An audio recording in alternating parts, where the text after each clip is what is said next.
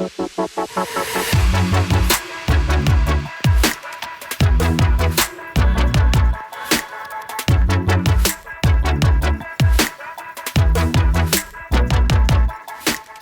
welcome to session 8. So this is a bit of an introduction into Kanban. So we've talked about Scrum. Kanban is the other very well-known, very widely used agile framework.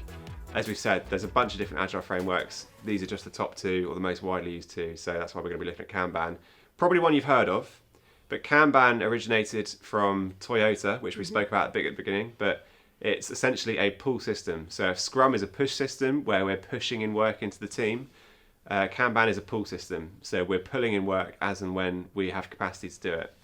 So Kanban literally is Japanese for signboard, I believe, or billboard, something along those lines. But most Kanban teams will start off by capturing the work they're doing on post-its or visually and mapping it onto a board. So up on the screen at the moment, you're going to see a very basic Kanban board, and it might just look like an advanced to-do list, but surprising how effective it is. Yeah. We would often start with to do or what needs to be done. Your second column will often be what's in progress, so what you're doing right now. And then finally we capture what's done. And what the guys at Toyota did was they moved these items across depending on where they were on the production line, and it enabled them to see where bottlenecks were, enabled them to make sure they weren't holding too much stock at any one point, or they didn't have too much going on at one place at one time, and enabled them to become more efficient. So now we're going to talk through the 4 guiding values for Kanban. So Kanban principle number 1, start with what you do now. Okay, so this is really, really important in the Kanban world, and it's basically saying don't change anything straight away. It's looking at the way you currently work, start with what you're doing right now, and then overlay a couple of key things on top of it. So like we spoke about with the Kanban board, so getting transparent, take what you're doing at the moment, take the work items that are flowing through your team or through your projects, and just capture them. So this piece of the puzzle, this piece, where are they at the moment in your flow? Do they still need to be done? Are they currently being done, or are they finished? Map that onto a board. That in itself will become very valuable for a team to see where you have your focus. It will be very valuable to see, have we got too much in progress? Have we got bottlenecks? And it's very easy to do. You don't need to change everyone's roles and responsibilities in order to get that. Kanban principle number 2, agree to pursue incremental evolutionary change. Okay, so this is very much, like we've spoken about quite a lot, the iterative development, the iterative learning, and agreeing with the team that actually, whilst you start with what you do now, we want to continue to evolve and change. So in a period of time, within 2 weeks, within 4 weeks, with whatever that time period is agreed, is looking at, okay, what have we learned? Where are we right now? And what do we want to change next? Yeah. And as you've mapped your flow, you might start to see, okay, we've actually got a couple of different stages. So maybe it's not just in progress. Maybe we have in progress and then we have testing. Or we have in progress, we have testing, then we have sign off by a stakeholder. So actually starting to identify those stages in your flow, reflect on them and adapt your way of working. It's really useful. Don't do it up front. Take some time, pursue it incrementally. Kanban principle number 3, respect the current process, roles and responsibilities. So this is very much that we spoke about earlier on. We start with what you do now. This is about respecting what you already have in place and respecting what everyone's role is, the current process you've got, and leaving them as they are until you start to learn. So whilst we would absolutely want to look at processes and potentially change those in the future, you just respect with what's there now. And give it time to work, give it time to adding in the visualization of work, and then looking at the process and then saying, what tweak can we make now? What change can we make now? And doing that gradually, but ensuring that you and everybody involved in the team or that's using the Kanban board respects those individual roles and those processes. This is great as well, because introducing change can be really challenging. And if you've got a well-established team, you've got some people who've been doing this for a while, to go in and all of a sudden mix things up can be really tough. Yeah. So actually to adopt this principle of we're keeping things as we are, we're respecting what you do, we're just going to start very gently to capture it and reflect to the team is really important in able to ensure that everyone is happy with what you're doing using Kanban. Yeah. Kanban principle number 4, encourage acts of leadership at all levels. Okay, this is a really important one, and this is about understanding that regardless of your role or what you do or what level in the organisation you're in, we're encouraging everybody to feel able and feel empowered to demonstrate acts of leadership. And acts of leadership are about recognising what needs to change and speaking up. So that might be somebody saying, actually, I've really noticed that this isn't quite right. Can we talk about it? Can we make an improvement? And it's about making sure that we're listening and enabling people to do that regardless of what level they're at. And this originated in the Toyota production line from there being a red cord that anyone in the production line could pull at any time to completely halt the line. And if someone noticed a defect or they noticed something that wasn't working, it just enabled everyone to gather around the problem and find a solution. And so that's where this principle came from. And today, like Amy said, that just means anyone in the team, regardless of seniority or level, to be able to call out, this can be done better, or this is a problem, we need to fix it. So another key part of Kanban is something called WIP limits. Ben, tell us what a WIP limit is. So WIP stands for work in progress. So if we're thinking about our Kanban board and we've got to do, doing and done, the WIP limit would be for the middle section, which is in progress, and we would often put a WIP limit of 2, 3, 4 items, and that's what WIP is. Okay, so the reason we have WIP limits in Kanban is because we want to reduce the amount of multitasking that goes on.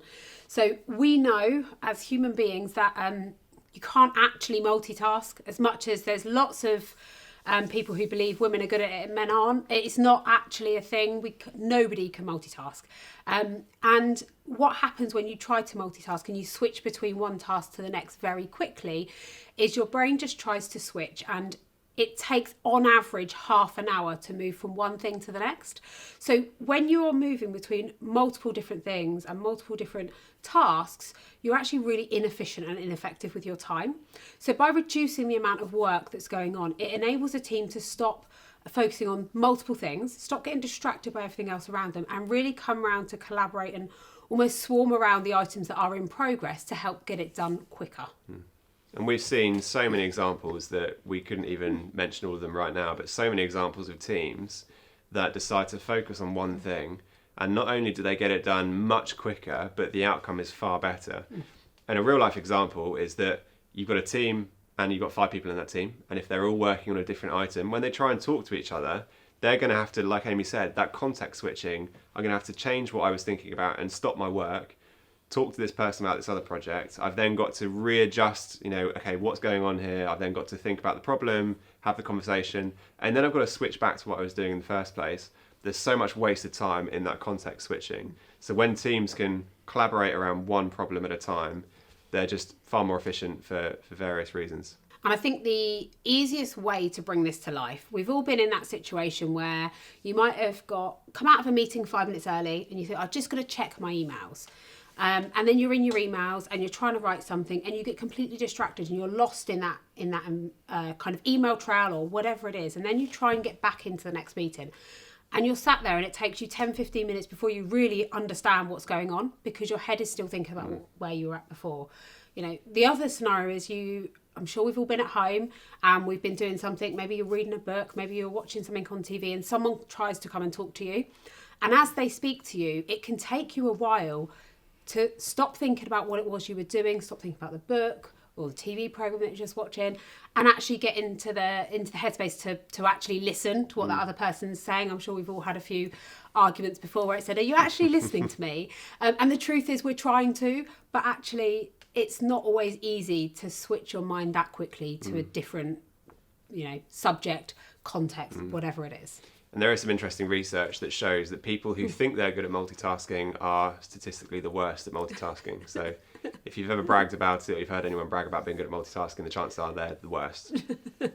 Okay, so another key part of Kanban is that it's a pull framework. So whilst the Scrum and the sprints we were talking about earlier on is push, so we push work into an iteration, into a period of time, Kanban is about pulling it through. So once you're under your WIP limit and you have capacity to bring something new in, you can then pull in the most important piece of work. As with the backlog in Scrum, it's really important to make sure the backlog in Kanban is also prioritised. So anything in that to-do column what you'd hope is that the item at the very top is the most important one and the one that needs to come next. And then you'd be pulling that in as soon as you've got the capacity to do so. So as soon as you're under that WIP limit and somebody's able to work on that item, you'd pull it in as and when you need to. So a real life example of a team that could use Kanban could be a team that are very responsive. So in an organization, you may have a team that responds to, let's just say, social media. Maybe this team are constantly monitoring Twitter feeds, they're monitoring Instagram, they're monitoring various trends going on in the world, and they are responding based on what they see. Now, it would be very difficult for that team to have a push system, because every day something new comes out they've got to respond to, whether it's a customer that's got an issue or whether it's something that's happened in the news that day. So Kanban might be better for this team. If we think about the Stacy matrix, large amounts of unknown on both sides in terms of what they're going to respond to and how they're going to respond to it. So actually for this team to be using a Kanban board where they're constantly prioritizing this backlog in terms of what's happening at the time, and then they're pulling stuff in when they've got capacity. So maybe on any given day, 5 big things have happened in the news. Actually, there's 2 things that are really important for them to respond to. Maybe they take in 1 or 2, in that day, and they respond to those items. That is a real example of a team in a workspace or an organization that could use Kanban and probably should use Kanban. We often see teams try and use Scrum because it's popular, or maybe it seems a bit more proactive to be pushing stuff in.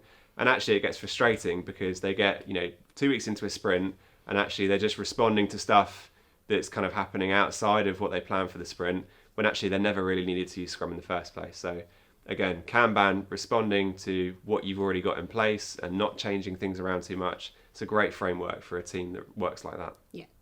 And I think, as Ben said, it's about that chaotic environment where it's almost near on impossible to plan. And I think what Kanban also allows for is, as you become more, as your board evolves, you allow for something called expedites as well. And expedites what's called swim lane, and that's effectively where a piece of work might come in with the highest kind of importance. It's absolutely urgent and critical that it gets done as soon as possible. And that's where it doesn't impact the WIP limits as well. So you can go over a WIP limit with an expedite item, and every other piece of work goes on hold. And the whole team swarms around to get this one piece of work done so that it can get out the door. And, an expedite would be something where there's been, a major failing, there's a huge risk, big detriment to customers, whatever it may be. But ultimately, it's something that goes straight to the top of the column and everything else gets put on hold for it. And that's why it's so good to use something like Kanban in those kind of chaotic, reactive environments. And the key thing is having it transparent. So if you had an item that was expedited, but no one could see it or no one knew why, that's when teams get frustrated, because it's like, well, I'm just doing something because someone said it's important. If you've got a Kanban board, you've kind of tracked your flow, you've defined the processes in your team flow, and then an expedite comes in, the team can see this is more valuable than anything we're currently dealing with. It's really important. The team can then see that it's being expedited, and you can see what's being put on hold. You can then see when it's done. That transparency and that visualization makes such a difference. Yeah. Okay, so there's 3 key takeaways from our Kanban section. Number 1, start with what you do now. Number 2, it is brilliant and ideal for chaotic environments. Number 3, it's all about reducing multitasking and context switching. Okay, so we've just gone through the overview of Kanban. In the next session, we're going to go into looking at Agile in education and in life.